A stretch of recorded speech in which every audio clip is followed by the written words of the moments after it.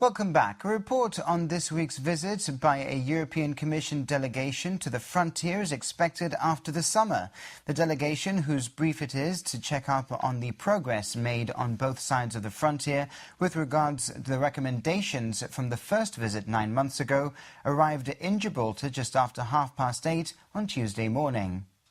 There were no queues at the frontier at around 8:30 this morning, and the traffic in and out of Gibraltar flowed easily, giving the impression that this was business as usual. The aim of today's visit was to follow up on the recommendations made after the last visit. And the delegation, again led by Henrik Nielsen, was shown round the works at the frontier. From Gibraltar's point of view, all the improvements have been one-sided. It's too early for us to say because, as I mentioned earlier, this is actually the moment when we are going to evaluate progress today and the days following this visit. What happens if the recommendations are not met? There was an initial 6-month period. What happened if they're not met? Well, as I mentioned earlier, these, as the word itself says, are recommendations. They are not legally binding. There's no legislative force behind, but there is let's say the peer pressure that emanates from the European Commission, being the EU's government. There's a certain political pressure on both sides to fulfill the targets in due time. So we hope each side will assume its responsibilities, and if progress is slow, the European Commission always has the possibility to undertake further visits and prepare new reports, new recommendations. There's no end date to this process. It's an ongoing process. On the Gibraltar side was the Deputy Governor Alison Macmillan, Chief Legal Advisor Michael Llamas QC, Kane Sanchez from Number 6, the Commissioner of Police and Collector of Customs, and the Borders and Coast Guard's Chief Executive Officer Andrew Infante. The Commission representatives were greeted by a protest. Around 50 members of the concerned citizens were present at the frontier with banners highlighting the issues at the border. Just to let the Commission visitors realise the level of discontent that there is generally with lack of action from the EU, or the seeming lack of action. We know when we were there in January that they are monitoring the situation. They know exactly what is going on, and it's a good thing that they come to see exactly what we're doing. Would you say the cynicism from the Gibraltarians, they came once, nothing really happened, and this time, second time round, not a lot of hope, not a lot of optimism? Yeah, I think there probably is, but I think something did happen. There were recommendations made by them. Our government has done everything that was recommended, and the Spanish have done nothing.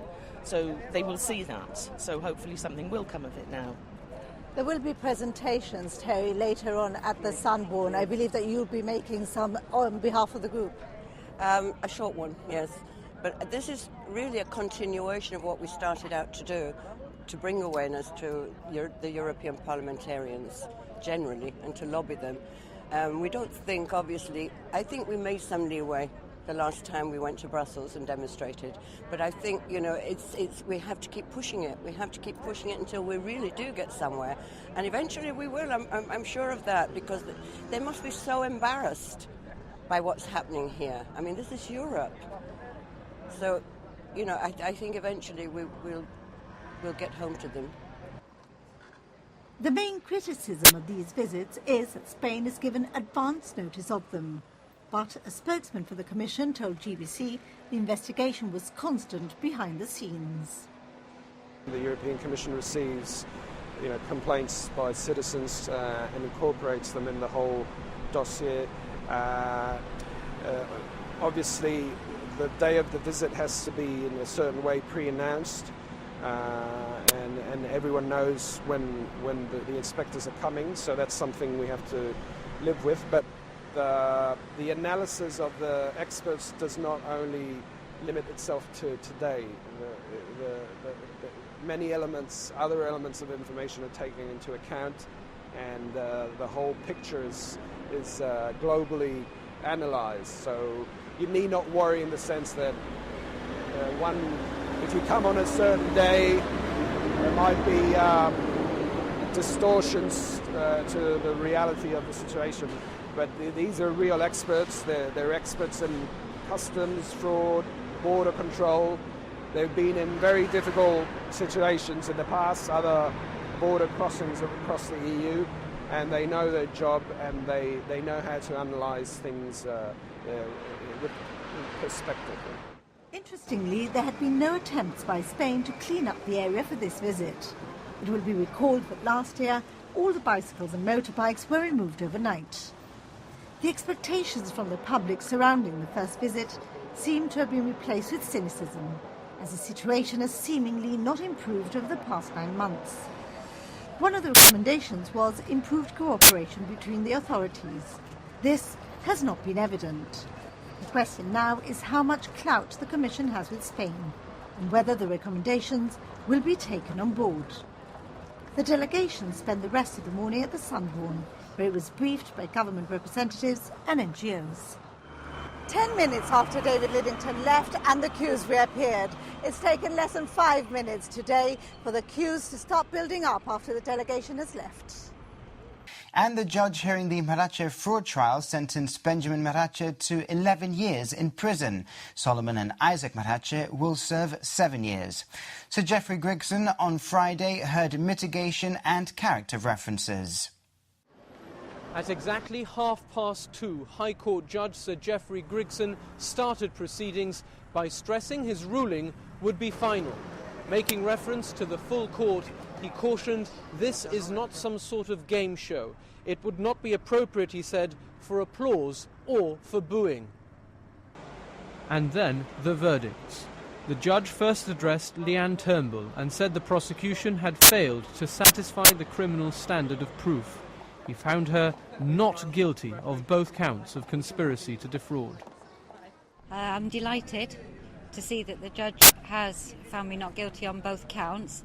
I feel I should have never been charged in the first place, but I'd like to say over the last 5 years I've had a tremendous amount of support and help from my family and my friends, all of them. They've been amazing, and I would just like to say thank you very much, and also to everybody who gave me a reference and to everybody who offered to give me a reference also. Thank you very much. Thank you. Sir Geoffrey turned to the former managing partner Benjamin Marache next and said the evidence of his dishonesty was overwhelming, finding him guilty of both counts. Addressing Solomon Marache, Sir Geoffrey said, "You were Benjamin Marache's loyal assistant. You were a willing participant, and you shared his dishonesty." As a family member wailed loudly in the background, the judge said the verdict for the former finance director was guilty on both counts. Finally, the judge addressed Marache & Co.'s former UK-based senior partner. He said in the case of Isaac Marache, the issue was knowledge. How much did he, in London, know of what was happening here in Gibraltar? The judge ruled Isaac Marache had benefited from the fraud and was complicit in his brother's activity in respect of count 1, for which he was found guilty. Sir Geoffrey, however, said he was not satisfied on count 2, which related to properties that were remortgaged without the owner's consents. On count 2, Isaac Marache was found not guilty. It is mainly a very important case from the jurisdiction point of view. We're a serious international finance centre, and as such we certainly can't tolerate this sort of behaviour, and it had to be prosecuted. As far as the verdict's concerned, it was a good verdict, but I'm not being in no sense triumphal about it, because that's not my role. One point I'd make is this has been the opportunity not only for the finance centre but also for the victims to have a hearing, because sometimes it's said that fraud is a victimless crime, but that's quite simply isn't true. This has been a resource-intensive and very complex case for the RGP, and at times, we've been stretched to the limit on this case. A large number of officers and support staff, civilian staff, have been involved, and this is a credit to their professionalism and the dedication in a major fraud trial. This was a victim-led crime. I'd like to pay tribute to all those people that did come to court from all over Europe and gave evidence, sometimes in very stressful circumstances. The victims of the fraud the Marache brothers have been convicted of range from a young local man looking to invest in a house for the first time to a very successful multi-millionaire Irish businessman. The fact-finding mission leading to today's verdict was carried out not by a jury but by the judge himself. Somewhat unusually, Sir Geoffrey dismissed the jury in October last year and has since heard this trial alone. Reporting restrictions have now been lifted, so GBC can highlight that a judge can continue the trial without a jury, provided he or she thinks it proper to do so, and if satisfied that jury tampering has taken place. In summary, for 9 months, Sir Geoffrey has been the judge in this multi-million-pound fraud trial, and he has now also played the role of jury and returned a verdict of guilty for both counts for Benjamin and Solomon Marache, a verdict of guilty for 1 count for Isaac Marache, and for both counts a verdict of not guilty for Leanne Turnbull.